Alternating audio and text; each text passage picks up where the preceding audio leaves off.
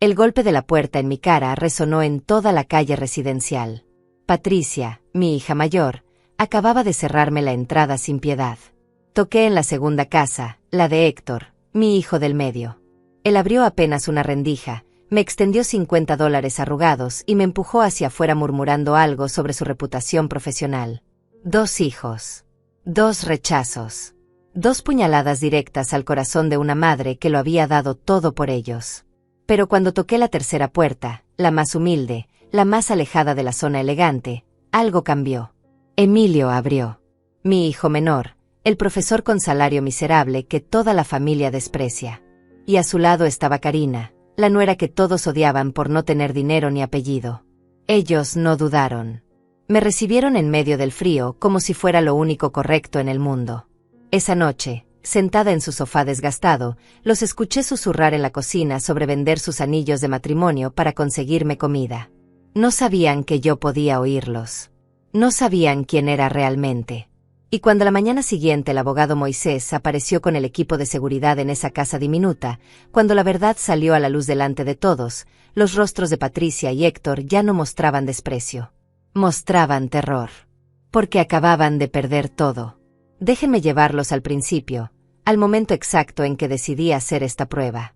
A la noche en que comprendí que había criado monstruos con mi propio dinero. Todo comenzó 3 semanas antes, en mi oficina del piso 23. Yo soy Lidia Márquez. Durante 35 años construí un imperio textil que abastece a las principales cadenas de ropa de todo el continente. Cuando mi esposo murió hace 12 años, todos pensaron que la empresa se vendría abajo. Los socios apostaban a mi fracaso. Los competidores afilaban sus cuchillos esperando repartirse los restos. Pero yo no me derrumbé. Trabajé 18 horas diarias. Aprendí cada aspecto del negocio que mi esposo manejaba. Negocié con bancos, con proveedores internacionales, con clientes difíciles que no respetaban a una mujer en esta industria. Tragué humillaciones que hubieran quebrado a cualquiera. Y no solo mantuve la empresa a flote. La multipliqué por 5. ¿Y saben para quién hice todo eso? Para mis 3 hijos. Para darles la vida que yo nunca tuve. Para que nunca sintieran la mordida del hambre como yo la sentí de niña. Para que tuvieran oportunidades, educación, puertas abiertas en todos lados. Patricia estudió en Suiza. Le pagué un máster en administración de empresas que costó más de $120,000. Héctor hizo su carrera de medicina en una universidad privada de élite. Invertí $200,000 en su educación. Emilio, mi hijo menor, fue el único que eligió una universidad pública. Quiso ser maestro. Los otros 2 se burlaron de él durante años por esa decisión. Yo les di todo. Casas, carros, viajes, conexiones. Cada vez que me llamaban, yo abría mi chequera. Cada vez que tenían un problema, yo lo resolvía con dinero. Me convertí en un cajero automático ambulante para mis propios hijos. Pero esa noche de enero, sentada en mi oficina vacía, mirando los estados financieros de las mesadas que les había dado durante todos estos años, algo se rompió dentro de mí. Acababa de recibir 3 llamadas.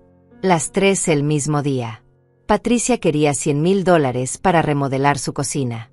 Héctor necesitaba $70,000 para invertir en no sé qué negocio con un amigo. Y Emilio, mi Emilio, solo llamó para preguntarme cómo estaba mi salud. Esa diferencia me golpeó como un martillo. 2 hijos que solo me llamaban cuando necesitaban dinero. Uno que llamaba solo para saber de mí. Fue en ese momento cuando tomé la decisión. Haría una prueba. La prueba definitiva. Desaparecería. Fingiría estar en bancarrota, en la calle, sin nada. Y tocaría sus puertas pidiendo refugio. Quería ver quién abriría. Quién se avergonzaría. Quién recordaría que soy su madre antes de ser su fuente de dinero. Le pedí a Moisés, mi abogado de confianza, que guardara el secreto. Él intentó disuadirme. Me dijo que era demasiado duro, demasiado arriesgado para una mujer de 61 años. Pero yo ya había decidido. Necesitaba saber la verdad. Necesitaba ver sus corazones desnudos, sin el disfraz que el dinero les permitía usar. Guardé mis joyas en la caja fuerte. Me puse ropa vieja que encontré en una tienda de segunda mano. Un abrigo gris gastado que olía a naftalina. pantalones manchados, zapatos con las suelas despegadas. Me ensucié las manos con tierra. Dejé mi cabello sin lavar durante 3 días. Até mis pertenencias en una bolsa de plástico rota. Me miré al espejo y no reconocí a la mujer que me devolvía la mirada. Parecía una indigente. Parecía invisible. Parecía exactamente lo que necesitaba parecer para que esta prueba funcionara. El plan era simple pero brutal. Iría caminando hasta sus casas. Tocaría sus puertas. Les diría que lo había perdido todo. Que necesitaba un lugar donde dormir. Solo eso. Nada más. Y observaría. Observaría sus reacciones. Sus palabras. Sus gestos. La verdad siempre sale a la superficie cuando las personas no tienen tiempo para ensayar sus mentiras. Moisés me consiguió un teléfono desechable. Me dijo que lo llamara si algo salía mal. Que tendría un auto esperando a 2 cuadras en todo momento. Que el equipo de seguridad estaría vigilando desde la distancia. Pero yo no iba a llamar. Esto tenía que ser real. Tenía que doler. Tenía que ser auténtico. Porque solo en el dolor verdadero se revela el carácter verdadero de las personas. La primera noche salí de mi penthouse. Dejé atrás el calor, las sábanas de seda, la vista panorámica de la ciudad iluminada. Bajé 23 pisos y salí a la calle. El frío de febrero me recibió como una cachetada. No había vuelta atrás. Caminé durante horas. Mis pies se llenaron de ampollas.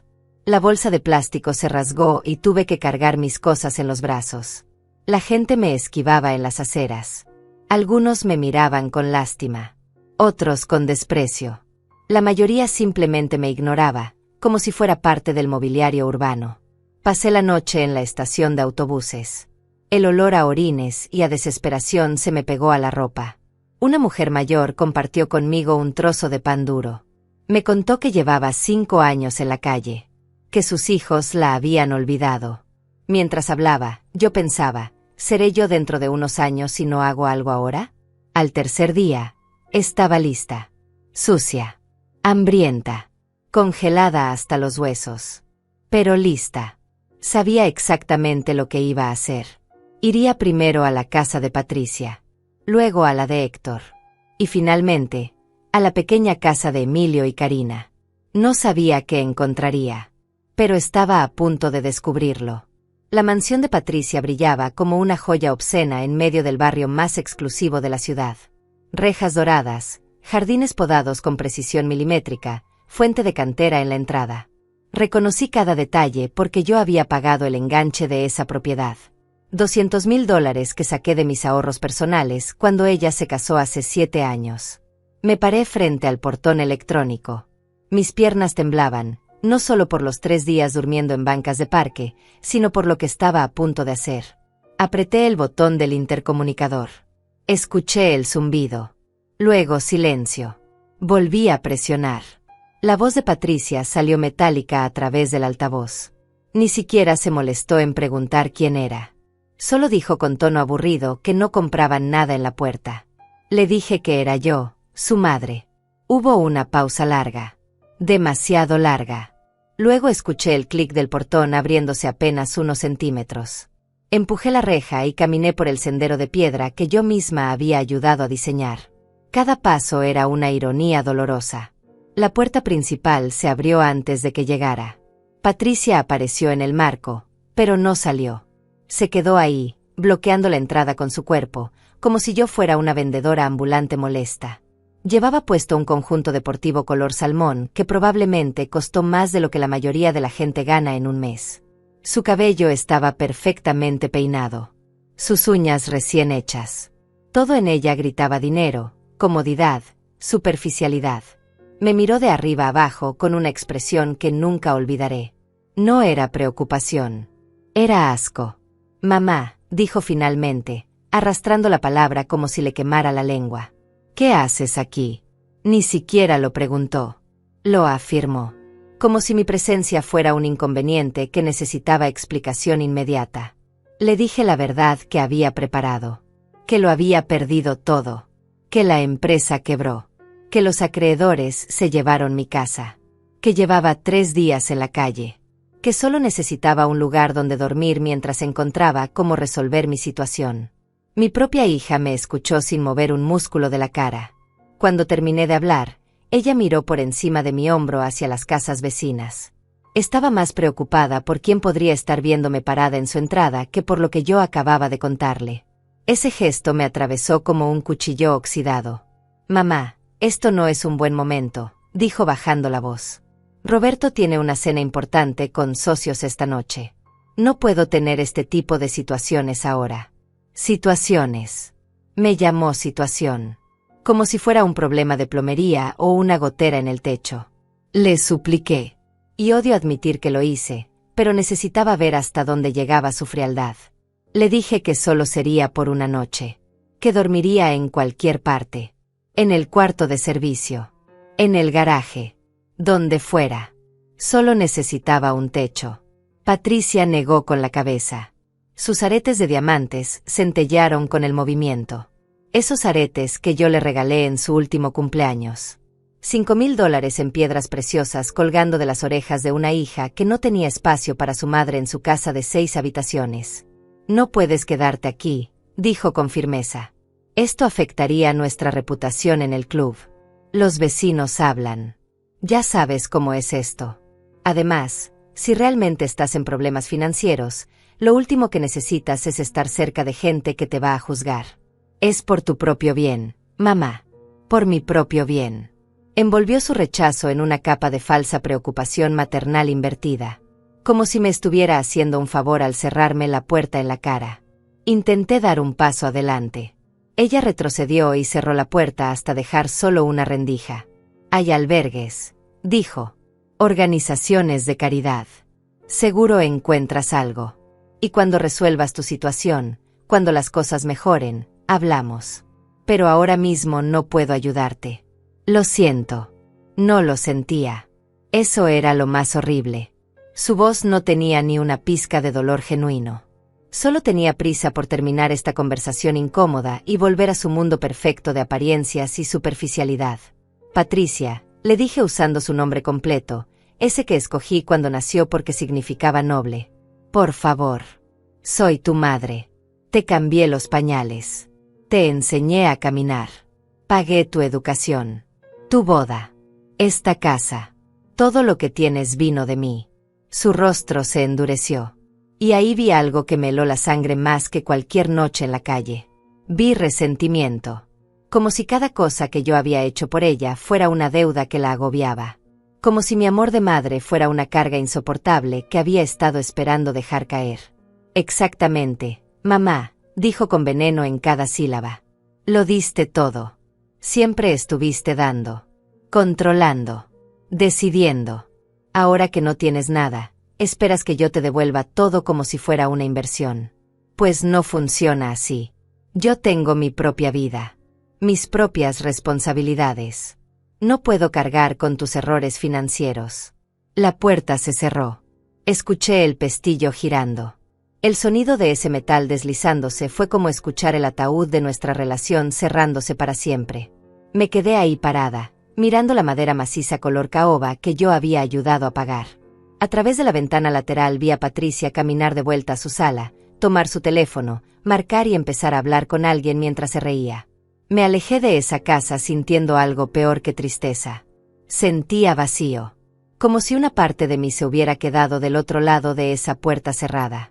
La hija que yo crié, la niña que me abrazaba cuando tenía pesadillas, la joven que lloraba en mi hombro cuando su primer novio la dejó, ya no existía.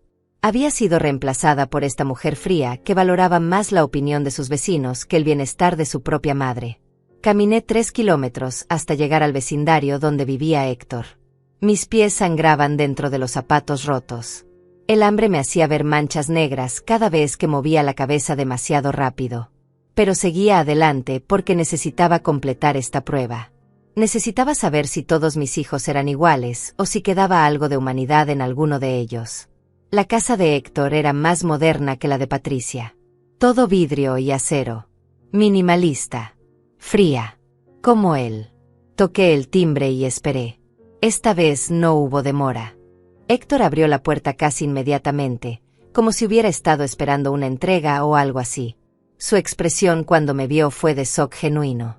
«Mamá», exclamó, y por un segundo pensé que tal vez él sería diferente. «¿Qué te pasó?» Parecía preocupado. Sus ojos recorrieron mi ropa sucia, mi cabello grasiento, la bolsa rota que cargaba. Dio un paso hacia mí y pensé que me abrazaría. No lo hizo. En cambio, miró rápidamente hacia ambos lados de la calle. Igual que Patricia. La misma preocupación por las apariencias. El mismo miedo a que alguien los viera conmigo. «Entra rápido», dijo, haciéndome pasar pero cerrando la puerta inmediatamente detrás de mí como si estuviera ocultando evidencia de un crimen. Me quedé en el recibidor. Él no me invitó a pasar más adentro. Mantuve la distancia como si mi pobreza fuera contagiosa. «¿Qué pasó?», repitió. «¿Dónde has estado? ¿Por qué no llamaste?». Le conté la misma historia. Quiebra. Pérdidas. Calle. Necesidad de refugio temporal. Héctor me escuchó con los brazos cruzados. Vi su cerebro trabajando. Vi los cálculos formándose detrás de sus ojos. No estaba pensando en cómo ayudarme. Estaba pensando en cómo deshacerse de mí de la manera más rápida y menos problemática posible. Cuando terminé de hablar, él suspiró. Un suspiro largo y cansado, como si yo fuera una paciente difícil en su consultorio y no su madre. «Mamá, tengo una reputación que cuidar. Soy cirujano cardiovascular. Mis pacientes son gente importante. Políticos. Empresarios. Si alguien se entera de que mi madre está viviendo en la calle, eso afecta mi práctica. ¿Entiendes, verdad?». «No», le dije con toda honestidad. «No entiendo». Héctor sacó su cartera. El cuero era italiano. Lo reconocí porque yo se lo había regalado en su cumpleaños hace 2 años. Costó $800. Sacó algunos billetes. $50 en total. Lo sostuvo hacia mí pero sin acercarse, como si tuviera miedo de tocarme. «Toma esto», dijo. «Ve a un hotel económico. Descansa. Báñate. Cuando estés presentable podemos hablar de cómo resolver tu situación. Pero no puedes quedarte aquí. Tengo cirugías mañana temprano. Necesito concentración. No puedo tener esta distracción». Distracción. Su madre sin hogar era una distracción. No tomé el dinero. Me quedé mirándolo fijamente a los ojos, buscando algún rastro del niño que solía correr a mis brazos cuando volvía del trabajo. El niño que me decía que cuando creciera me compraría una casa grande para que nunca tuviera que trabajar tan duro. Ese niño había muerto en algún momento y yo ni siquiera me había dado cuenta del funeral. «Héctor», le dije con la voz quebrada, «pasé noches enteras estudiando contigo para tus exámenes de medicina. Te llevaba café a las 3 de la mañana cuando te quedabas despierto repasando. Cuando no podías pagar los libros de texto que costaban $500 cada uno, yo vendí mis joyas para comprártelos. Y ahora me ofreces $50 y me llamas distracción». Él apretó la mandíbula.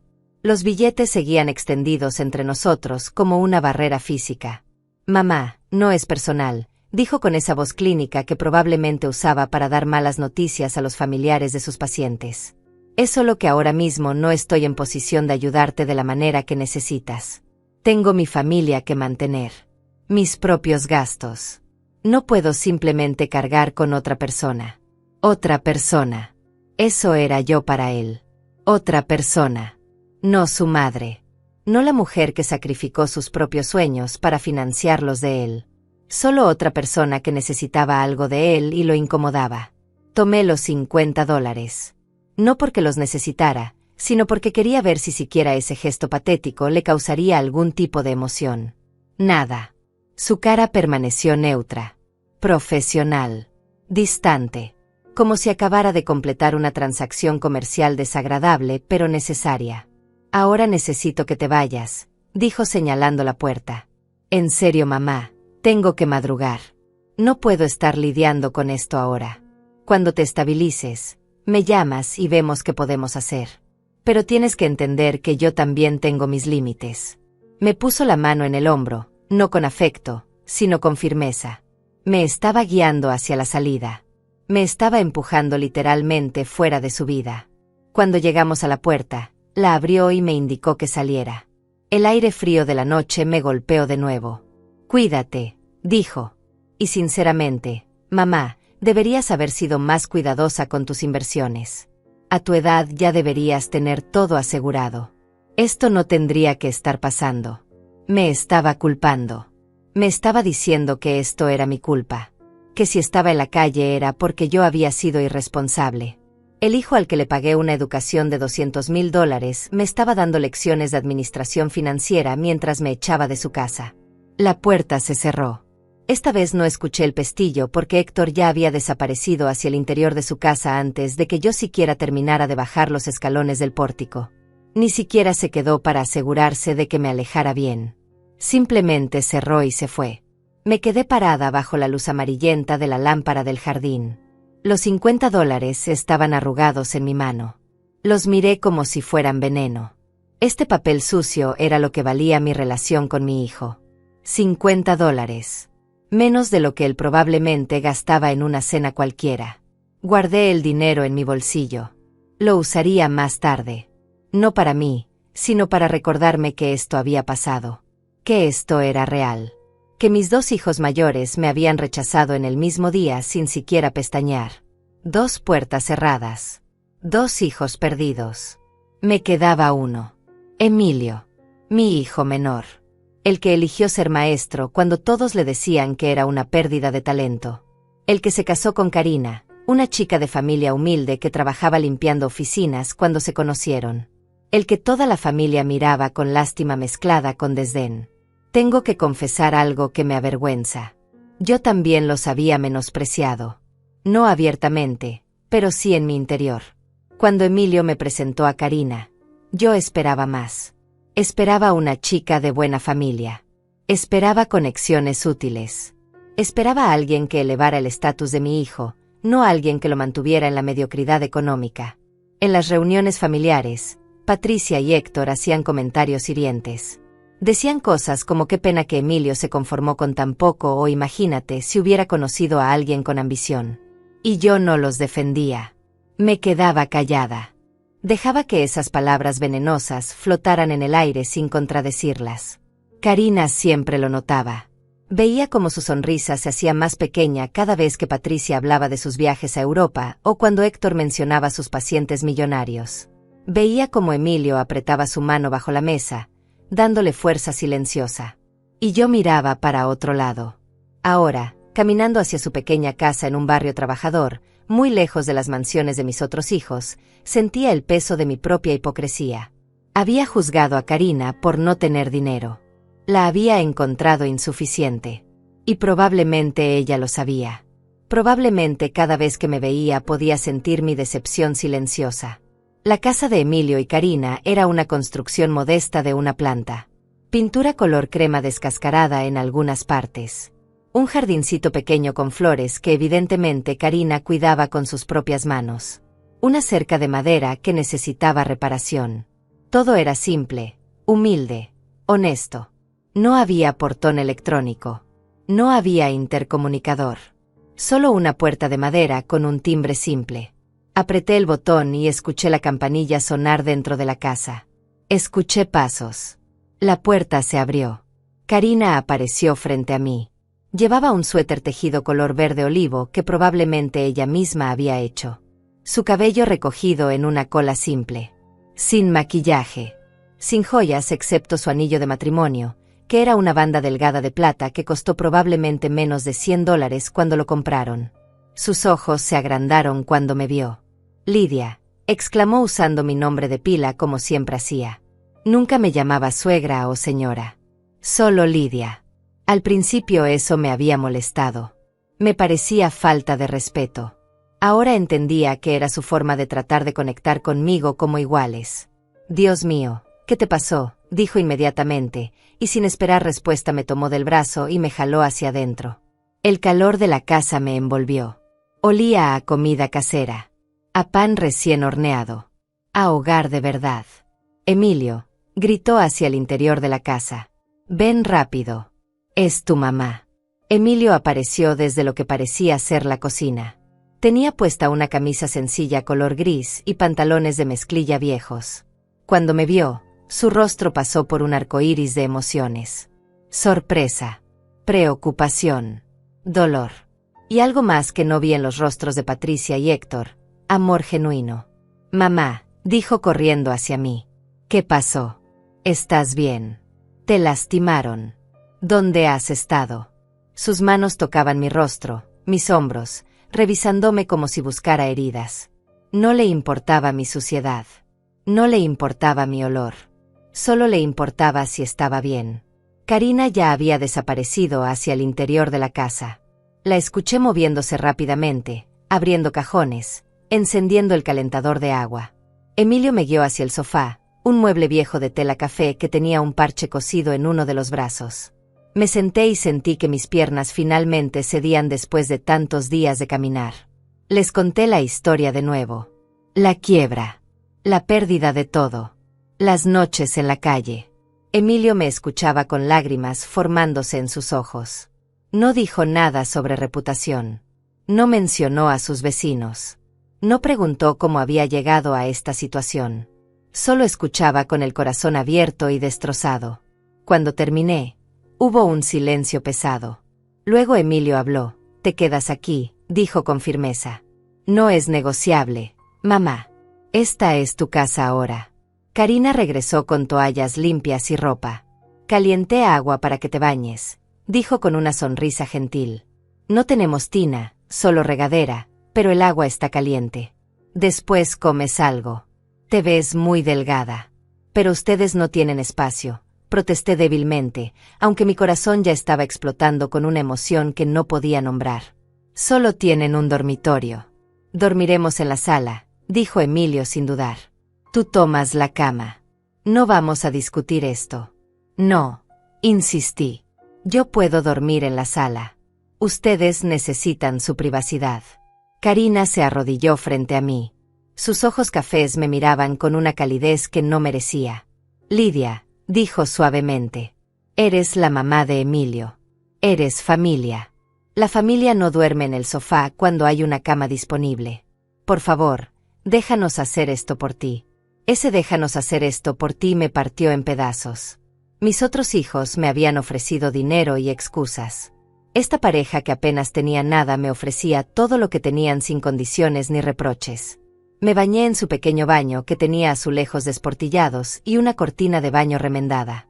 El agua caliente cayó sobre mi piel sucia y me dejé llorar ahí donde nadie podía verme. No lloraba por los días en la calle.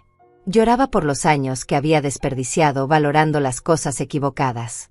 Lloraba porque mis dos hijos mayores, a quienes les di castillos, me cerraron sus puertas.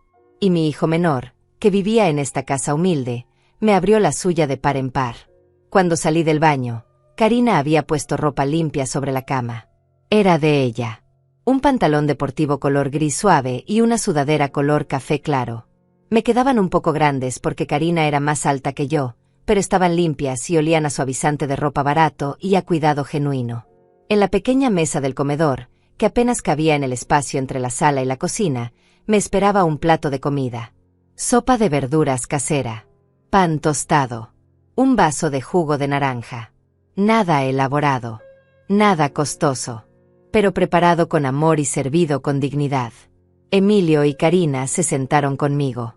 No me miraron con lástima mientras comía. Hablaron de cosas normales. De los estudiantes de Emilio. De cómo uno de ellos finalmente había aprendido a leer después de meses de esfuerzo. Karina contó sobre las flores del jardín que estaban empezando a brotar a pesar del frío. Me trataron como persona, no como tragedia. Después de cenar, mientras Karina recogía los platos, escuché a Emilio decirle en voz baja que la acompañara a la cocina. Pensó que yo no podía oírlos, pero las paredes delgadas de esa casa no guardaban secretos. Me quedé sentada en el sofá, fingiendo mirar la televisión vieja que tenían, pero cada fibra de mi ser estaba concentrada en escuchar su conversación. «No tenemos suficiente dinero para mantener a 3 personas», susurró Emilio. «El salario apenas nos alcanza para nosotros 2. «Lo sé», respondió Karina. Su voz era tranquila, sin pánico. «Ya lo pensé». Hubo un silencio. Luego escuché el sonido inconfundible de un cajón abriéndose. «Podemos vender los anillos», dijo Karina. «No los necesitamos realmente. Son solo símbolos». Nuestro matrimonio no depende de 2 pedazos de metal. El corazón se me detuvo. Estaban hablando de vender sus anillos de matrimonio. Las únicas joyas que tenían. Los símbolos de su compromiso. Por mí. No, dijo Emilio, pero su voz no sonaba convincente. Sonaba desgarrada. Esos anillos significan algo para ti. Significan que nos amamos, respondió Karina. Y seguiremos amándonos con o sin ellos. Tu mamá nos necesita ahora. Eso es más importante que cualquier símbolo. Mañana voy a la casa de empeño. Probablemente nos den unos $300. Con eso compramos comida para el mes y vemos cómo seguimos. $300. Eso era todo lo que sus anillos valdrían en una casa de empeño. Y ellos estaban dispuestos a entregarlos sin pensarlo 2 veces. Mientras tanto, Patricia tenía aretes de $5,000 colgando de sus orejas y no me dejó entrar a su casa. Héctor cargaba una cartera de $800 y me dio 50 como si fuera una limosna generosa. Te amo, escuché a Emilio decir. Su voz estaba rota. No sé qué hice para merecerte. Nada, respondió Karina con ternura. No se trata de merecer. Se trata de elegir hacer lo correcto. Tu mamá te crió. Te educó. Ahora le toca a nosotros cuidarla. Así funcionan las familias de verdad. Cerré los ojos con fuerza. Las lágrimas corrían por mis mejillas sin control. Esta mujer a la que yo había mirado con desdén. Esta mujer que limpiaba oficinas para ayudar con los gastos porque el salario de maestro de Emilio no alcanzaba. Esta mujer a la que consideré insuficiente para mi hijo. Era la única persona en el mundo que entendía el verdadero significado de la familia. Regresaron a la sala. Yo me sequé rápidamente las lágrimas y fingí estar concentrada en el noticiero. Karina me trajo una manta tejida a mano color mostaza. Es de mi abuela, dijo mientras me la ponía sobre las piernas. Siempre me mantuvo caliente. Espero que a ti también. Esa noche, a pesar de mis protestas, me llevaron al dormitorio. Era una habitación pequeña con una cama matrimonial, un closet viejo y una cómoda con la pintura descascarada. Las sábanas eran de algodón simple color blanco, lavadas tantas veces que estaban suaves como la seda. Sobre la mesita de noche había una foto de bodas de ellos. Emilio con un traje que claramente era prestado. Karina con un vestido blanco sencillo que probablemente compró en alguna tienda de descuento. Ambos sonreían con una felicidad tan pura que dolía mirarla. Por favor, descansa, dijo Emilio besando mi frente como solía hacer cuando era niño. Mañana pensamos qué hacer. Pero esta noche solo duerme tranquila. Está segura aquí. Se fueron cerrando la puerta detrás de ellos. Me quedé sola en esa habitación que olía a lavanda barata y a esperanza. Me acosté en esa cama que era el único lujo que esta pareja poseía y que me estaban entregando sin reservas. No pude dormir. Cada vez que cerraba los ojos veía el rostro de Patricia cerrándome la puerta. Veía a Héctor extendiéndome $50 como si fuera un mendigo cualquiera. Y luego veía a Karina arrodillada frente a mí, llamándome familia con los ojos llenos de compasión genuina. Cerca de la medianoche, escuché movimiento en la sala. Me levanté silenciosamente y entreabrí la puerta apenas unos centímetros. Vi a Emilio y Karina acomodándose en el sofá pequeño. No cabían bien. Emilio estaba prácticamente colgando de un extremo. Karina se acurrucaba contra él tratando de no caerse. Perdón, susurró Emilio. Sé que esto es incómodo. Estoy bien, respondió Karina. Solo piensa en tu mamá durmiendo caliente y segura. Eso vale cualquier incomodidad. Se quedaron en silencio por un momento. Luego Emilio habló de nuevo. Siento no poder darte más. Siento que vivas así. Mereces una casa grande, cosas bonitas, una vida más fácil. La respuesta de Karina me destrozó. Emilio, tengo exactamente lo que quiero. Te tengo a ti. Tenemos salud. Tenemos trabajo. Tenemos un techo.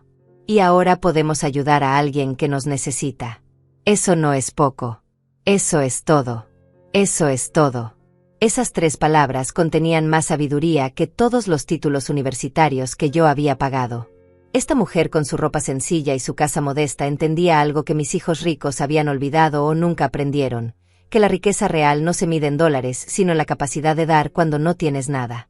Volví a la cama y esta vez sí lloré. Lloré fuerte, ahogando el sonido en la almohada para que no me escucharan. Lloré por los años que pasé construyendo un imperio para hijos que no valoraban nada excepto el dinero. Lloré por haber juzgado tan mal a Karina. Lloré por casi haber perdido la oportunidad de conocer el verdadero corazón de mi hijo menor. Pero también lloré de alivio. Porque en medio de esta prueba dolorosa, había encontrado algo que pensé que había perdido para siempre, evidencia de que el amor genuino todavía existía. De que la bondad no había muerto. De que no todos mis hijos se habían convertido en monstruos egoístas. A la mañana siguiente desperté con el olor a café barato y pan tostado. Me levanté y encontré a Karina en la cocina preparando el desayuno. Llevaba el mismo suéter del día anterior. Probablemente era el único que tenía para el invierno. Su cabello estaba peinado en la misma cola simple. Sin pretensiones. Sin máscaras. Buenos días, dijo sonriendo cuando me vio. Espero que hayas dormido bien. Hay café si quieres. Me serví una taza del café más barato que probablemente existía en el mercado y sabía a gloria. Nos sentamos juntas en la pequeña mesa. Emilio ya se había ido a la escuela. Tenía que llegar temprano para preparar su salón. Karina me miró por encima de su taza. Había algo en sus ojos. Una determinación tranquila. Lidia, dijo suavemente. Quiero que sepas que mientras necesites estar aquí, esta es tu casa. No importa cuánto tiempo sea. Un mes, un año, lo que sea. No vamos a echarte. Sus palabras eran tan diferentes a las de Patricia y Héctor que casi no parecían del mismo idioma. Te lo agradezco, logré decir. Pero no puedo quitarle su habitación indefinidamente. No nos la estás quitando, respondió ella. La estamos compartiendo. Así es como funciona cuando alguien está en problemas. Compartimos lo que tenemos. Me miró directamente a los ojos. Sé que nunca fui suficiente para ti, dijo con una honestidad brutal que me atravesó. Sé que querías más para Emilio. Una esposa con dinero. Con conexiones. Con educación universitaria. Yo solo soy una chica que limpia oficinas y cuida flores. Karina, empecé a decir, pero ella levantó la mano. Está bien, continuó. Lo entiendo. Pero quiero que sepas algo. Amo a tu hijo más de lo que jamás amé nada en mi vida. Y aunque nunca tengamos mucho dinero, aunque nunca vivamos en una mansión, voy a asegurarme de que él sepa todos los días que es amado, valorado y respetado. Y ahora tú también. Sus palabras me quebraron completamente. Toda la fachada que había mantenido durante estos días se derrumbó como un edificio podrido. Empecé a llorar ahí mismo, en esa mesa diminuta, bebiendo café barato en una taza desportillada. Lloré como no había llorado en décadas. Karina se levantó y me abrazó. No dijo nada. No trató de consolarme con palabras vacías. Solo me sostuvo mientras yo me desmoronaba. Su suéter absorbía mis lágrimas y ella simplemente me dejaba sentir todo lo que necesitaba sentir. Cuando finalmente pude hablar, le dije la verdad. Tenías razón. Nunca pensé que fuera suficiente. Te miré y vi pobreza. Vi limitaciones. Vi todo lo que tú no eras en lugar de ver todo lo que sí eres. Y me equivoqué tan profundamente que me avergüenza. Karina se separó y me miró con esos ojos cafés llenos de una madurez que yo no tenía a pesar de mis 61 años. La gente se equivoca, dijo simplemente. Lo importante es lo que hacemos después de darnos cuenta. Me tomó las manos entre las suyas. Estaban ásperas del trabajo. Tenía las uñas cortas, sin pintar, con restos de tierra debajo porque había estado trabajando en el jardín. Manos trabajadoras. Manos honestas. Manos que valían más que todas las manicuras perfectas de Patricia. Quiero que sepas algo, continué. Cuando todo esto termine, cuando resuelva mi situación, voy a compensarte por todo. Te lo prometo. Ella negó con la cabeza suavemente. No quiero compensación, Lidia. No estamos llevando una cuenta. Estamos siendo familia. Eso es todo. Esa palabra otra vez. Familia. Patricia y Héctor la habían usado como excusa para justificar todo lo que yo les di. Tú eres familia, decían cuando necesitaban dinero. Tú eres nuestra madre, argumentaban cuando querían algo. Pero cuando yo los necesité, esa misma palabra desapareció de su vocabulario. Karina usaba esa palabra de manera diferente. Para ella, familia significaba responsabilidad. Significaba sacrificio. Significaba abrir puertas en lugar de cerrarlas. Pasé el día ayudando en la casa. Insistí. Karina trabajaba turnos de limpieza en las tardes, y antes de irse me dejó una lista de cosas simples que podía hacer. Doblar ropa. Lavar platos. Barrer. Tareas que yo no había hecho en años porque siempre tuve empleadas domésticas. Había algo profundamente humillante y al mismo tiempo liberador en fregar esa pequeña cocina. Mis manos, acostumbradas a firmar cheques y contratos millonarios, ahora tallaban ollas viejas con una esponja gastada. Y con cada movimiento, sentía que estaba limpiando algo más que trastes sucios. Estaba limpiando años de soberbia. Cuando Emilio regresó de la escuela por la tarde, me encontró preparando la cena. Había usado los pocos ingredientes que tenían en la alacena para hacer algo simple. Arroz con verduras. Nada elaborado. Pero lo había hecho con mis propias manos. Mamá, dijo sorprendido. No tenías que hacer esto. Quería hacerlo, respondí. Es lo menos que puedo hacer. Cenamos los tres juntos. Hablamos de cosas cotidianas. Emilio contó sobre un estudiante que había tenido un avance importante ese día. Un niño con dislexia que finalmente había leído un párrafo completo sin ayuda. La forma en que Emilio hablaba de ese logro, con los ojos brillantes de orgullo, me hizo entender algo. Mis otros hijos medían el éxito en dinero y estatus. Emilio lo medía en vidas tocadas. En pequeños milagros diarios. En diferencias reales que hacía en el mundo. Patricia probablemente ni siquiera sabía los nombres de las personas que trabajaban para ella. Héctor veía a sus pacientes como casos, como fuentes de ingresos.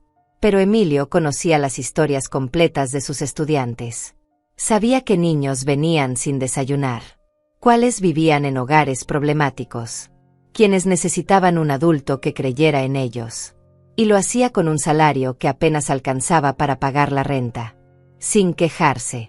Sin pedir reconocimiento. Simplemente porque creía que era lo correcto. Esa noche, después de que insistieron nuevamente en que tomara la cama, me quedé despierta mirando el techo de esa habitación pequeña. Mañana vendría Moisés. Mañana se revelaría la verdad.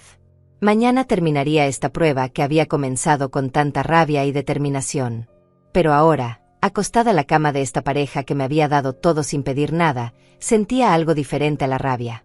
Sentía vergüenza profunda. Vergüenza por haber dudado de Emilio.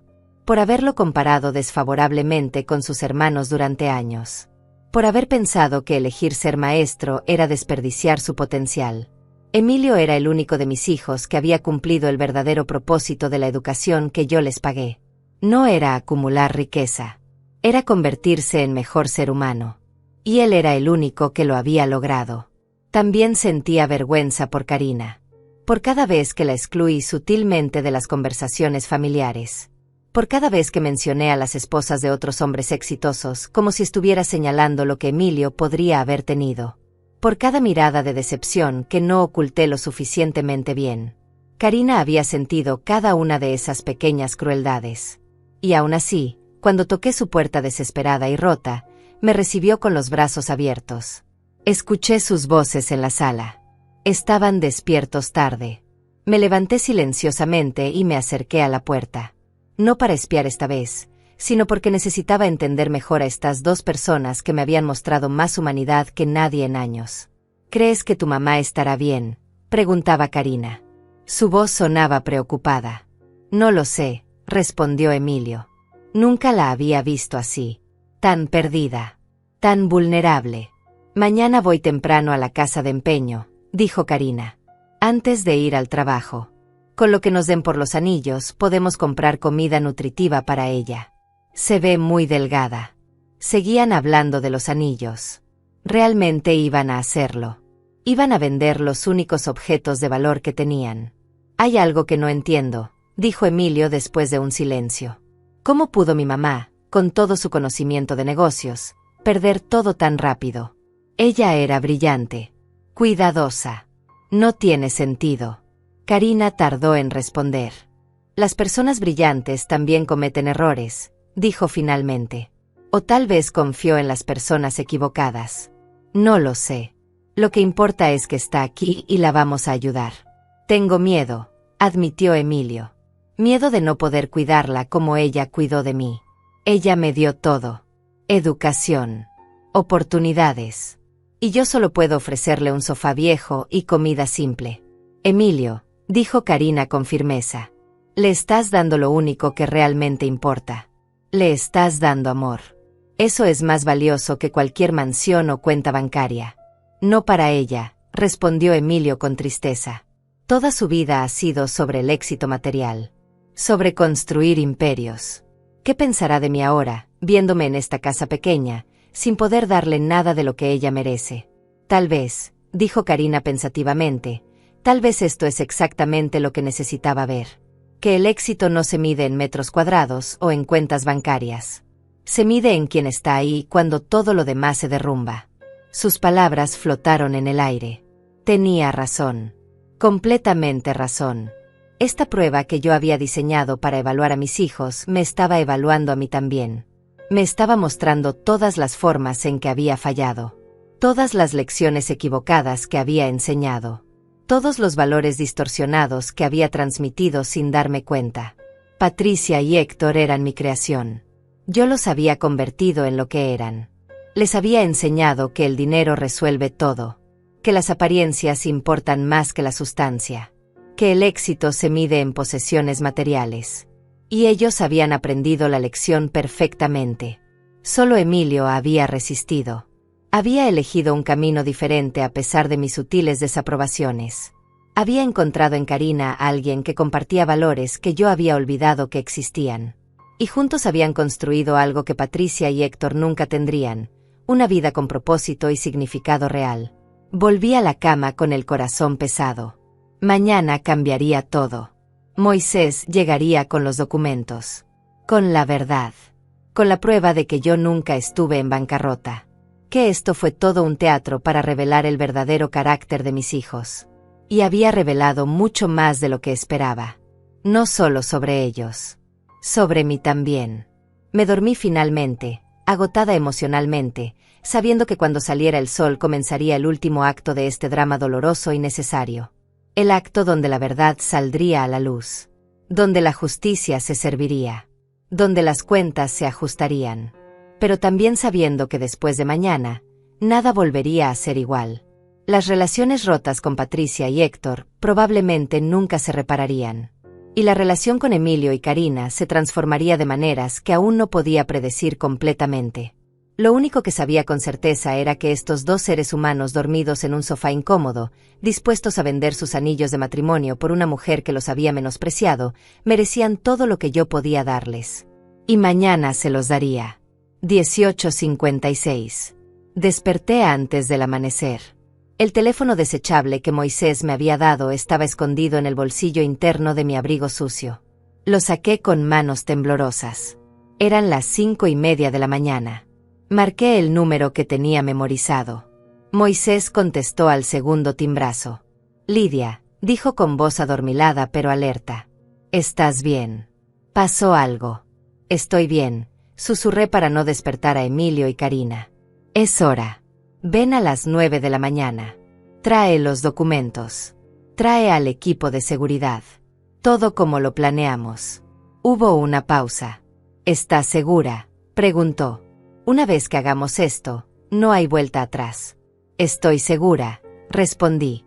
Más segura de lo que he estado de cualquier cosa en mi vida. Te veo a las 9. Colgué y guardé el teléfono. Me quedé sentada en la cama mirando las primeras luces del amanecer filtrarse por las cortinas baratas color café. En unas horas, todo cambiaría. La máscara caería. Y tendría que enfrentar las consecuencias de lo que había descubierto. Me levanté y salí del dormitorio. Emilio y Karina seguían dormidos en el sofá. Se veían tan incómodos que dolía mirarlos. El brazo de Emilio colgaba hasta el suelo. Karina tenía la cabeza en un ángulo extraño contra el respaldo. Pero sus manos estaban entrelazadas incluso en el sueño. Preparé café en silencio. Encontré pan en la alacena y lo tosté. Puse la mesa como pude. Pequeños actos de servicio que eran todo lo que podía ofrecerles en este último momento antes de que la verdad explotara. Karina se despertó primero. Me vio en la cocina y sonrió con esa sonrisa cansada pero genuina.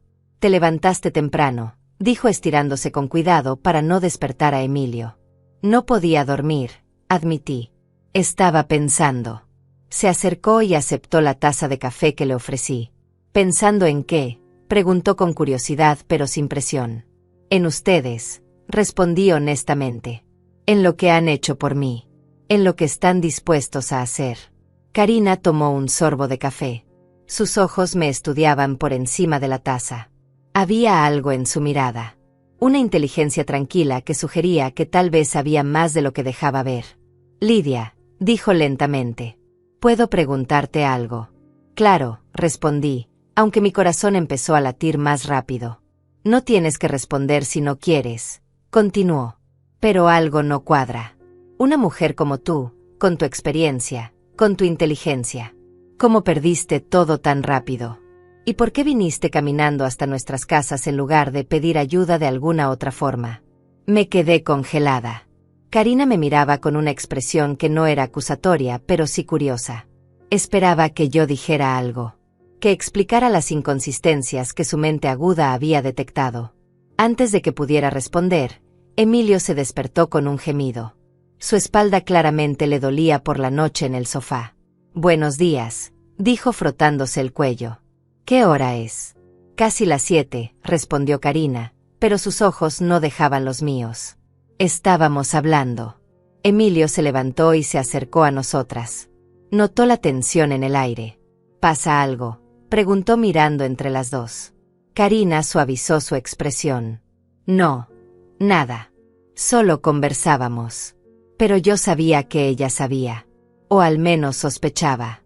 Esta mujer que todos subestimaban, que limpiaba oficinas y cuidaba flores, tenía una percepción que mis hijos educados en universidades caras nunca desarrollaron. «Necesito decirles algo», empecé, pero las palabras se atoraban en mi garganta. Emilio me puso una mano en el hombro. «Lo que sea, mamá. Estamos aquí». Karina volvió a hablar. «Antes de que digas nada, quiero que sepas que no importa. No importa qué secreto estés guardando. No importa qué prueba nos hayas puesto. Todavía te abrimos la puerta. Todavía te ofrecimos nuestra cama. Y lo volveríamos a hacer». Me quedé mirándola con la boca abierta. «¿Sabías?», logré decir finalmente. «Sospeché», corrigió. «Desde que llegaste. Tu forma de hablar. Tu postura.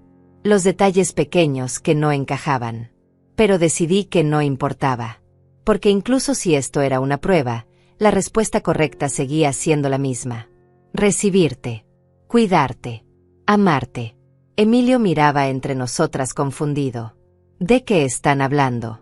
Karina lo miró con ternura. «Tu mamá no está en bancarrota, amor. O al menos no creo que lo esté. Creo que esto fue una prueba para ver cómo reaccionaríamos». Emilio se volvió hacia mí con los ojos muy abiertos. «¿Es verdad?», preguntó. Las lágrimas corrían por mi rostro. «Sí», susurré. «Es verdad. Lo siento. Lo siento tanto». Esperaba ver rabia. Esperaba gritos. Esperaba que me echaran de la casa con justa indignación. Pero Emilio simplemente me abrazó. Me abrazó fuerte mientras yo lloraba contra su pecho. «¿Por qué?», preguntó finalmente. «¿Por qué hiciste esto?».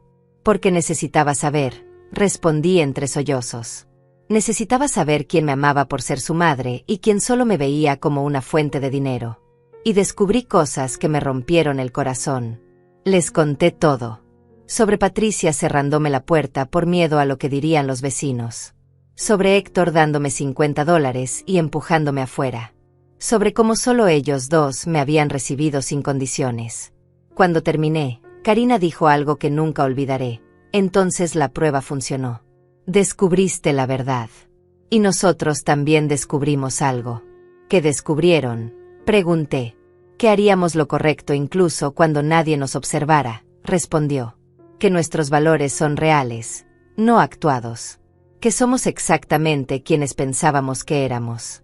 Emilio agregó. «Y también descubrimos que necesitas sanar, mamá. Porque una madre que tiene que probar el amor de sus hijos así está muy lastimada. Tenía razón. Completamente razón. Miré el reloj. Eran las 8:15. En 45 minutos Moisés llegaría con todo. Con los documentos que probarían mi riqueza. Con el equipo de seguridad.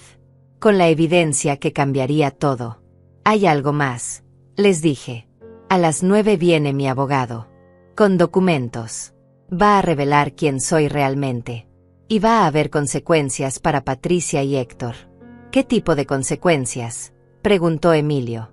Voy a reescribir mi testamento, respondí. Ellos me cerraron sus puertas. Yo voy a cerrar la mía. Ustedes heredarán todo. Emilio retrocedió como si mis palabras lo hubieran golpeado físicamente. No, dijo inmediatamente. No puedes hacer eso, mamá. Son tus hijos también. Hijos que me rechazaron cuando más los necesitaba, respondí con voz firme. Hijos que valoraron su reputación y su comodidad más que mi bienestar. Mientras tú y Karina estaban dispuestos a vender sus anillos de matrimonio por mí. Karina intervino. Lidia, entiendo tu dolor. Entiendo tu rabia. Pero desheredar a tus hijos no sanará lo que está roto. Solo creará más resentimiento. Más división. No se trata de venganza, argumenté, aunque en el fondo sabía que había algo de venganza en mi decisión. Se trata de consecuencias. Se trata de enseñarles que las acciones tienen resultados. Que no pueden tratar a las personas como basura y esperar seguir recibiendo recompensas. Emilio se sentó en el sofá con la cabeza entre las manos. Esto es demasiado, murmuró. Yo no quiero tu dinero, mamá. Nunca lo quise. Elegí ser maestro precisamente porque quería algo más significativo que acumular riqueza. Lo sé, dije sentándome a su lado. Y por eso mereces tenerlo. Porque no lo buscas. Porque entiendes que el dinero es una herramienta, no un objetivo. Karina se arrodilló frente a nosotros. Sus ojos iban de Emilio a mí. ¿Puedo sugerir algo?, preguntó con cuidado. Por favor, respondí. Necesito escuchar una voz cuerda en medio de todo esto. No hagas nada permanente hoy, dijo. Deja que Moisés venga. Deja que se revele la verdad. Pero no reescribas el testamento inmediatamente. Date tiempo. Dale tiempo a Patricia y a Héctor también. Tal vez cuando enfrenten lo que hicieron, cuando vean las consecuencias reales de sus acciones, algo cambie en ellos. No van a cambiar, dije amargamente. Los conozco. Los conocías, corrigió Karina. Pero las personas pueden sorprendernos. Para bien o para mal. Dame una oportunidad de estar equivocada sobre ellos. Emilio levantó la cabeza. Mamá, si realmente quieres enseñarles algo, enséñales con tu vida, no con tu muerte. Muéstrales cómo se ve el amor verdadero. Cómo se ve el perdón. No les des más dinero si no quieres. Está bien. Pero no los cortes completamente de tu vida. Eso te lastimará a ti más que a ellos. Sus palabras me llegaron hondo. Este hijo mío, este hombre bueno que ganaba menos en un año de lo que sus hermanos gastaban en vacaciones, me estaba dando lecciones de humanidad que yo necesitaba desesperadamente. ¿Qué propones entonces?, pregunté. Deja que venga el abogado, respondió Emilio. Deja que Patricia y Héctor sepan que esto fue una prueba. Deja que sientan el peso de lo que hicieron. Pero después de eso, ofréceles una oportunidad de restauración. No dinero, sino relación. Si la quieren, tendrán que ganársela. Si no, al menos tú sabrás que lo intentaste. Miré el reloj. Las 8:30. Media hora para decidir cómo manejaría el momento más importante de esta prueba. Media hora para decidir si quería justicia o reconciliación. Venganza o sanación. Llamaré a Moisés, dije finalmente. Le diré que venga, pero que no traiga documentos de testamento. Solo los que prueban mi identidad real. Karina sonrió. Es un buen comienzo. Marqué el número de Moisés. Cambio de planes, le dije cuando contestó. Trae todo excepto los papeles del testamento. Esto va a ser una confrontación, no una ejecución. Entendido, respondió. Estaremos ahí en 20 minutos. Colgué y miré a Emilio y Karina. No sé si puedo perdonarlos, admití.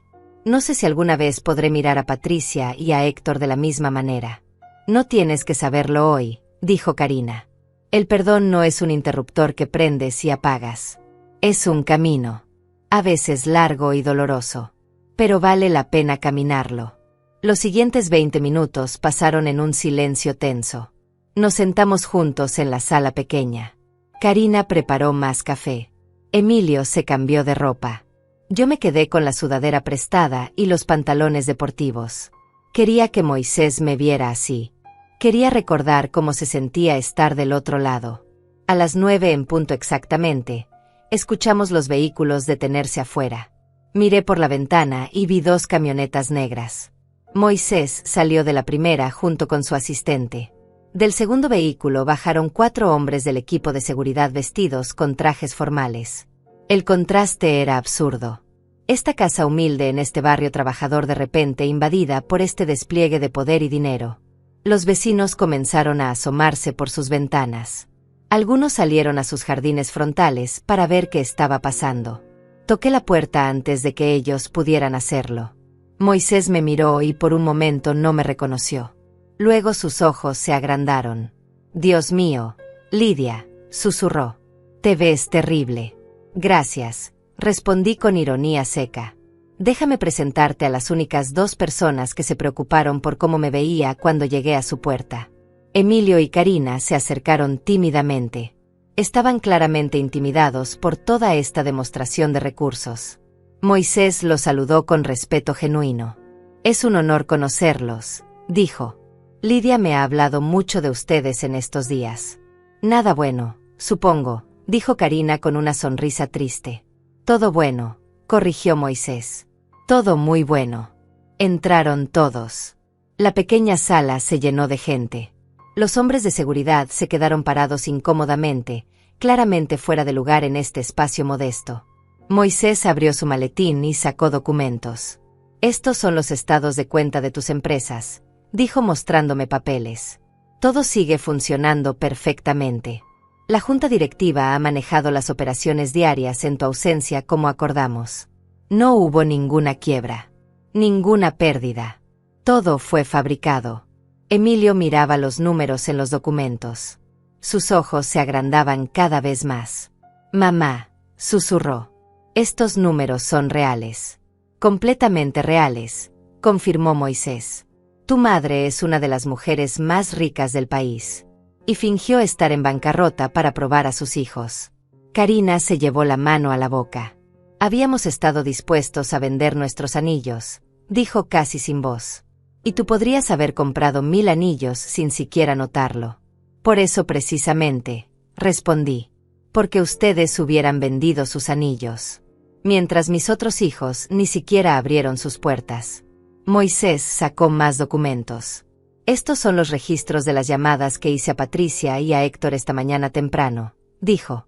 «Les informé que había nueva información sobre tu situación y que se presentaran aquí a las 10 de la mañana. Ambos confirmaron que vendrían». Miré el reloj. Las 9:40. En 20 minutos mis otros 2 hijos llegarían. Y encontrarían algo que nunca esperarían. Encontrarían la verdad. Y encontrarían las consecuencias de sus elecciones. Emilio se veía enfermo. «No sé si puedo estar aquí cuando lleguen», dijo. «No sé si puedo ver sus caras cuando se den cuenta». «Necesitas estar aquí», dije firmemente. «Necesitas ser testigo de esto. Porque esto no es solo sobre ellos. Es sobre ti también. Sobre validar que tu forma de vivir, tu forma de amar, es la correcta. Es sobre demostrar que no eres el hijo fracasado que ellos siempre insinuaron que eras». Karina tomó su mano. «Estaré aquí contigo», le dijo. «Pase lo que pase». Los minutos se arrastraban. Moisés repasaba documentos. Los hombres de seguridad esperaban en silencio. Emilio y Karina se sentaban juntos en el sofá, sus manos entrelazadas. Y yo estaba de pie junto a la ventana, mirando la calle, esperando ver los autos caros de mis otros hijos aparecer. A las 10:05, llegó Patricia. Su Mercedes blanco brillaba obscenamente en esta calle de autos modestos. Se estacionó y salió usando lentes de sol enormes y un abrigo color crema que probablemente costó más que la renta mensual de Emilio. 2 minutos después llegó Héctor. Su BMW gris se detuvo detrás del Mercedes de Patricia. Bajó revisando su reloj caro, claramente molesto por tener que estar aquí. Se encontraron en la acera frente a la casa de Emilio. Los vi hablar. Patricia gesticulaba hacia la casa con desprecio evidente. Héctor se encogía de hombros. Ninguno de los dos parecía feliz de estar aquí. Caminaron juntos hacia la puerta. Pude escuchar sus voces antes de que tocaran. ¿Por qué el abogado de mamá nos citaría aquí?, preguntaba Patricia con disgusto evidente. En la casa de Emilio. Esto es ridículo. No tengo idea, respondió Héctor. Pero hagamos esto rápido. Tengo una cirugía a la 1. Tocaron la puerta. Emilio me miró con pánico en los ojos. Yo asentí. Él respiró profundo y abrió. La expresión en los rostros de Patricia y Héctor cuando vieron a Emilio fue de fastidio apenas disfrazado. ¿Qué haces tú aquí?, preguntó Patricia como si Emilio fuera un intruso en su propia casa. Vivo aquí, respondió Emilio con voz temblorosa. Es mi casa. Patricia entró sin esperar invitación, Héctor detrás de ella. Sus ojos escanearon la sala pequeña con desprecio mal ocultado. Vieron a Moisés con su traje caro. Vieron a los hombres de seguridad. Vieron los documentos esparcidos sobre la mesa. Y luego me vieron a mí. Patricia se congeló. Mamá, exclamó. ¿Qué estás haciendo aquí? Se volvió hacia Moisés. Nos dijiste que tenías información sobre la situación de nuestra madre. No que ella estaría aquí. Oh, ella definitivamente está aquí, dijo Moisés con un tono que nunca le había escuchado. Frío. Profesional.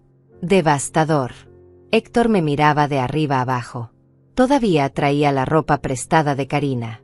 Todavía tenía el cabello sin peinar profesionalmente. Todavía parecía pobre. ¿Conseguiste dinero para venir hasta acá?, preguntó con ese tono condescendiente que probablemente usaba con pacientes indigentes. No necesité dinero, respondí. Ya estaba aquí. He estado aquí por 3 días. Desde que toqué sus puertas pidiendo refugio. El silencio que siguió fue absoluto. Vi cómo sus cerebros procesaban la información. Cómo las piezas comenzaban a encajar. Toqué tu puerta primero, Patricia, continué. Te dije que lo había perdido todo. Que necesitaba un lugar donde dormir. Y tú me cerraste la puerta en la cara porque tenías miedo de lo que dirían los vecinos del club. Patricia palideció. Yo no sabía que eras tú de verdad, empezó a decir. Parecías una indigente. Pensé que era algún tipo de estafa. Era yo, dije firmemente. Tu madre. Sucia y desesperada. Y no te importó. Me volví hacia Héctor. Y tú me diste $50 como si fuera una limosnera molesta. Me dijiste que afectaba tu reputación. Que era una distracción. Héctor abrió la boca, pero no salió sonido. Su rostro había pasado de arrogante a horrorizado. Pero Emilio y Karina, señalé a la pareja sentada en el sofá, me abrieron su puerta inmediatamente. Me dieron su cama, su comida, su calidez, sin hacer preguntas, sin preocuparse por apariencias. Estaban dispuestos a vender sus anillos de matrimonio para ayudarme. Patricia finalmente encontró su voz. Esto fue una trampa, acusó. Nos tendiste una trampa. Les di una prueba, corregí. Una prueba que reprobaron espectacularmente. Moisés intervino. Permítanme aclarar la situación financiera de su madre. Sacó los documentos y los puso sobre la mesa. Lidia Márquez no está en bancarrota. No perdió nada. Sus empresas están operando con ganancias récord. Sus cuentas están intactas. Su patrimonio neto actualmente es de aproximadamente $58 millones. El número flotó en el aire como una bomba. Patricia y Héctor miraban los documentos, sin poder procesar completamente lo que estaban viendo. Esto fue todo actuado, continuó Moisés. Su madre fingió perder todo para ver cómo reaccionarían. Para ver quién la amaría sin dinero. Quién se preocuparía por su bienestar por encima de su imagen personal. Patricia se dejó caer en una silla. Su cara estaba blanca como papel. Héctor se quedó de pie, rígido, como si estuviera en shock. Emilio se levantó del sofá. Su voz tembló cuando habló, Ustedes dos me han tratado como un fracasado durante años. Como si elegir ser maestro fuera una vergüenza para la familia. Como si Karina no fuera suficiente porque no tenía dinero ni apellido. Me miraban con lástima. Con desprecio. Patricia intentó interrumpir, pero Emilio levantó la mano. No. Me toca hablar. Durante años los escuché hacer comentarios hirientes. Los escuché reírse de mi salario. Los escuché comparar sus casas, sus carros, sus vidas con la mía como si yo hubiera fallado en algo fundamental. Las lágrimas corrían por el rostro de Emilio, pero su voz se hacía más fuerte. Y cuando mamá apareció en mi puerta, sucia y asustada, ni siquiera dudé. Porque así me criaron. A amar sin condiciones. A ayudar sin preguntar. Y ustedes dos tuvieron la misma crianza. Los mismos padres. Las mismas lecciones. Pero eligieron algo diferente. Karina se puso de pie junto a él. Su voz era tranquila pero firme. Ustedes me odiaban. Sé que lo hacían. Porque no era lo suficientemente buena para su hermano. Porque limpiaba oficinas y no tenía educación universitaria. Pero cuando su madre necesitaba ayuda, cuando ustedes la rechazaron, nosotros la recibimos. Y lo haríamos otra vez. Patricia finalmente reaccionó. Comenzó a llorar. No lágrimas silenciosas, sino sollozos fuertes y dramáticos. Lo siento, gritaba. No sabía. Pensé que era una extraña. Si hubiera sabido que eras tú de verdad, mamá. Esa es precisamente la cuestión, dije con voz dura. Tenía que ser una extraña para que me trataras así. Pero sigo siendo tu madre. Y si hubiera sido realmente una indigente, aún así merecía más compasión que la que me mostraste. Héctor encontró su voz. Esto no es justo. Nos pusiste en una posición imposible. Nos engañaste. Los puse en una posición de elección, corregí. Una elección que Emilio pasó sin siquiera pensarlo. Ustedes fallaron no porque no supieran que era yo. Fallaron porque sus valores están podridos hasta el centro. Moisés carraspeó. Lidia me había pedido traer documentos para modificar su testamento. Para desheredar completamente a Patricia y a Héctor y dejar todo a Emilio y Karina. Patricia dejó de llorar instantáneamente. Sus ojos se agrandaron con horror. No puedes hacer eso, dijo. Puedo, respondí. Y tenía toda la intención de hacerlo. ¿Tenía? Preguntó Héctor captando el tiempo verbal pasado. Emilio y Karina me convencieron de no tomar esa decisión hoy, expliqué. Me dijeron que les diera una oportunidad. Que el perdón es un camino, no un evento. Gracias, susurró Patricia mirando a Emilio. Gracias. No me agradezcas a mí, dijo Emilio con frialdad. Yo hubiera dejado que mamá los desheredara. Fue Karina quien argumentó por misericordia. La mujer que ustedes despreciaban. Patricia se volvió hacia Karina. Lo siento, dijo. Siento haberte tratado mal. Siento todo. Karina la miró por un largo momento. No me crees todavía, dijo finalmente. Estás asustada de perder tu herencia. Pero cuando ese miedo pase, cuando estés de vuelta en tu mansión y en tu vida cómoda, volverás a despreciarme. Porque no has cambiado. Solo estás asustada. Las palabras de Karina eran como cuchillos de precisión. Patricia abrió la boca para protestar pero se detuvo. Porque sabía que era verdad. Me volví hacia mis 3 hijos. Esto es lo que va a pasar, dije. No voy a cambiar mi testamento hoy. Pero tampoco voy a seguir siendo su banco personal. Se acabaron las mesadas. Se acabaron los rescates financieros. Si quieren mi dinero cuando muera, tendrán que ganarse una relación real conmigo primero. ¿Qué significa eso?, preguntó Héctor. Significa terapia familiar, respondió Moisés. Significa trabajo real en sus relaciones. Significa demostrar durante años, no días ni semanas, que han cambiado genuinamente. Y si no lo hacen, el testamento se reescribirá y todo irá a Emilio y Karina. Patricia y Héctor se miraron entre ellos. Pude ver los cálculos formándose en sus mentes. Estaban evaluando si valía la pena el esfuerzo. Si fingir cambio durante años era una inversión que rendía suficiente retorno. Y eso me rompió el corazón otra vez. Porque incluso ahora, incluso después de todo, seguían pensando en términos transaccionales. Hay algo más que necesito decir, continué. Y esto es lo más importante. Emilio, Karina, acérquense por favor. Se pusieron de pie y caminaron hacia mí. Tomé sus manos entre las mías. Ustedes dos me mostraron algo que había olvidado que existía. Me mostraron amor genuino. Sacrificio real. Valores que no se compran ni se venden. Y aunque no voy a reescribir mi testamento hoy, sí voy a hacer algo ahora mismo. Miré a Moisés. El paquete que preparamos, dije. Tráelo. Moisés sonrió y sacó un sobre grueso de su maletín. Se lo entregó a Emilio. Ábrelo, le dije. Con manos temblorosas, Emilio abrió el sobre. Adentro había documentos legales y una chequera. Leyó en voz alta, escritura de propiedad. Sus ojos se agrandaron. Mamá, ¿qué es esto? Es la escritura de una casa, expliqué. Una casa de verdad. Con 3 habitaciones, 2 baños, un jardín grande para que Karina plante todas las flores que quiera. En un vecindario seguro cerca de la escuela donde trabajas. La compré hace 2 días cuando supe lo que iban a hacer por mí. Emilio miraba el documento sin poder creer lo que veía. No podemos aceptar esto, dijo. Es demasiado. No es un regalo, aclaré. Es reconocimiento. Es mi forma de decir que vi lo que hicieron. Que valoro su carácter más de lo que jamás valoré los títulos universitarios de sus hermanos. Karina lloraba silenciosamente. Lidia, susurró. No teníamos que pasar ninguna prueba. No esperábamos nada a cambio.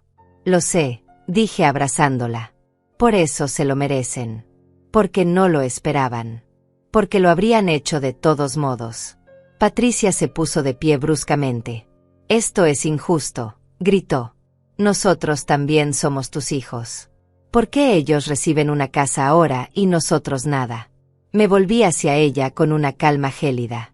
Porque ustedes ya tienen casas. Casas que yo ayudé a pagar.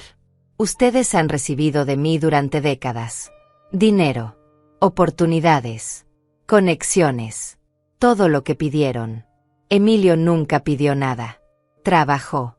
Luchó. Construyó una vida digna con sus propias manos. Y cuando yo lo necesité, él estuvo ahí. Héctor intervino. Entonces esto es castigo. Nos estás castigando por un error. No fue un error, dije con voz dura. Fue una revelación. Un error es algo que haces sin querer. Ustedes eligieron conscientemente cerrarme sus puertas. Eligieron su comodidad sobre mi bienestar. Esas fueron decisiones, no errores. Pero nos arrepentimos, insistió Patricia. Estamos arrepentidos. Hoy están arrepentidos, respondí. Porque descubrieron que todavía tengo dinero. Porque tienen miedo de perder su herencia. Pero ¿qué hay del arrepentimiento cuando yo era solo una mujer sucia en su puerta? ¿Dónde estaba su compasión entonces? El silencio que siguió era tan denso que dolía respirar. Patricia lloraba otra vez. Héctor miraba el suelo. Emilio y Karina se aferraban el uno al otro, abrumados por todo. Escúchenme bien los tres, dije mirándolos a todos. Esta familia está rota. Yo contribuí a romperla. Les enseñé que el dinero lo resuelve todo, que el éxito se mide en posesiones. Patricia, Héctor, ustedes aprendieron esa lección demasiado bien. Emilio, tú la rechazaste. Y ahora todos tenemos que vivir con las consecuencias. Me volví específicamente hacia Patricia y Héctor. Si quieren una relación conmigo, si quieren que considere mantenerlos en mi testamento, aquí están las condiciones. Primero, terapia familiar. Todos nosotros. Cada semana. Sin excepciones. Segundo, quiero verlos hacer servicio comunitario. Quiero que trabajen con personas sin hogar. Que vean las caras de gente como la que pensaron que yo era. Tercero, quiero disculpas reales. No a mí. A Emilio y a Karina. Por años de desprecio y condescendencia. Y cuarto, continué, quiero tiempo. Tiempo real. No llamadas cuando necesitan algo. Sino cenas familiares. Conversaciones genuinas. Interés verdadero en las vidas del otro. Quiero una familia de verdad, no una transacción comercial disfrazada de relación. Eso es mucho pedir, dijo Héctor débilmente. Es lo mínimo, corregí. Es literalmente lo mínimo que deberían querer hacer si realmente se preocupan por mí como persona y no como herencia andante. Patricia se acercó. Mamá, dijo con voz quebrada. Tienes razón. Sobre todo, me he convertido en alguien horrible. Alguien que tú nunca quisiste que fuera. Y no sé si puedo cambiar. Pero quiero intentarlo. No por el dinero, sino porque vi mi futuro cuando cerraste esa puerta. Vi convertirme en una mujer vieja y sola en una mansión vacía. Y me aterrorizó. Fue la primera cosa genuina que le escuché decir en años. Tal vez había esperanza. Tal vez no. El tiempo lo diría. Héctor también se acercó. Yo también quiero intentarlo, dijo. No sé cómo arreglar esto. Pero quiero aprender. Los miré a ambos. El escepticismo debe haber sido evidente en mi rostro porque Patricia agregó. Sé que no nos crees. Y está bien. No nos hemos ganado tu confianza. Pero danos la oportunidad de reconstruirla. Por favor. Miré a Emilio. Él era quien más había sufrido su desdén. ¿Qué opinas?, le pregunté. Emilio respiró profundo. Si realmente lo intentan, si realmente cambian, entonces sí. Denles la oportunidad. Pero si esto es solo un acto, si vuelven a sus patrones viejos una vez que pase el shock, entonces mamá debe cumplir su amenaza. Karina asintió en acuerdo. Todos merecen una segunda oportunidad, dijo. Pero las terceras oportunidades se tienen que ganar. Estaba bien. Esas eran las reglas. Moisés lo anotó todo. Haría un documento formal estableciendo las condiciones para que Patricia y Héctor permanecieran en mi testamento. Si fallaban en cualquiera de los requisitos durante los próximos 3 años, serían removidos automáticamente. Hay una cosa más, dije mirando a Emilio y Karina. Quiero que sepan que pase lo que pase con sus hermanos, ustedes siempre tendrán un lugar en mi vida. Ustedes me salvaron. No de la calle, porque nunca estuve realmente ahí, sino de convertirme en alguien tan amarga y cínica que hubiera perdido la fe en la humanidad. Karina me abrazó. Tú también nos salvaste, susurró. Nos mostraste que hacer lo correcto importa, que nuestros valores tienen significado. Pasamos la siguiente hora arreglando detalles. Moisés programó la primera sesión de terapia familiar. Patricia y Héctor se comprometieron a las condiciones. Firmaron documentos. Hicieron promesas. No sabía si las cumplirían. Pero al menos ahora había un camino. Una posibilidad. Y eso era más de lo que tenía 3 días atrás cuando empecé esta prueba. Cuando finalmente todos se fueron, cuando la casa volvió a quedarse en silencio, me senté en el sofá viejo con Emilio y Karina a mi lado. Siento haberte juzgado, le dije a Karina tomando su mano. Siento todos los años que te hice sentir menos. Siento cada mirada de decepción. Cada comentario hiriente que no detuve. Eras exactamente lo que Emilio necesitaba. Eras exactamente lo que esta familia necesitaba. Y fui demasiado ciega para verlo. Karina apretó mi mano. El perdón no se mendiga, Lidia. Se ofrece. Y yo te perdono. Porque entiendo. Tenías miedo por tu hijo. Querías lo mejor para él. Solo que tu definición de mejor estaba equivocada. Mi definición de todo estaba equivocada, admití. Construí un imperio, pero casi pierdo lo único que realmente importa. La familia. La conexión genuina. El amor sin condiciones. Emilio puso su brazo alrededor de mis hombros. No lo perdiste, mamá. Todavía estamos aquí. Y ahora sabes quiénes somos realmente. Eso es un regalo. Tenía razón. Esta prueba horrible y necesaria me había dado claridad. Dolor, sí. Pero también claridad. Sabía exactamente dónde estaba parada con cada uno de mis hijos. Sabía quién amarme con o sin dinero. Sabía quién sacrificaría algo real por mí. Y también sabía algo más. Sabía que el dinero que había pasado mi vida acumulando era solo una herramienta. Nada más. No compraba amor. No compraba lealtad. No compraba las cosas que realmente importaban. Lo que importaba estaba sentado a mi lado en un sofá viejo en una casa pequeña. Era un maestro con salario modesto y su esposa trabajadora. Era gente que valoraba las flores en el jardín más que los diamantes en las orejas. Era familia de verdad. Parada en la puerta de esa casa modesta 3 días atrás, sucia y rechazada por 2 de mis hijos, pensé que había tocado fondo. Pero estaba equivocada. Había encontrado algo más valioso que todo el dinero en mis cuentas bancarias. Había encontrado el camino de regreso a lo que realmente importa. Y aunque el camino hacia adelante con Patricia y Héctor era incierto, al menos ahora sabía la verdad. Y la verdad, por dolorosa que fuera, era mejor que la ilusión cómoda en la que había estado viviendo. El dinero compra muchas cosas, pensé mientras miraba alrededor de esa sala pequeña y humilde. Pero no compra las puertas que se abren cuando más las necesitas. No compra las manos que te sostienen cuando caes. No compra el amor que te recibe sin preguntas. Esas cosas solo vienen del corazón. Y los únicos corazones lo suficientemente grandes para darme eso estaban aquí. En esta casa. En este momento. Y eso valía más que $58 millones.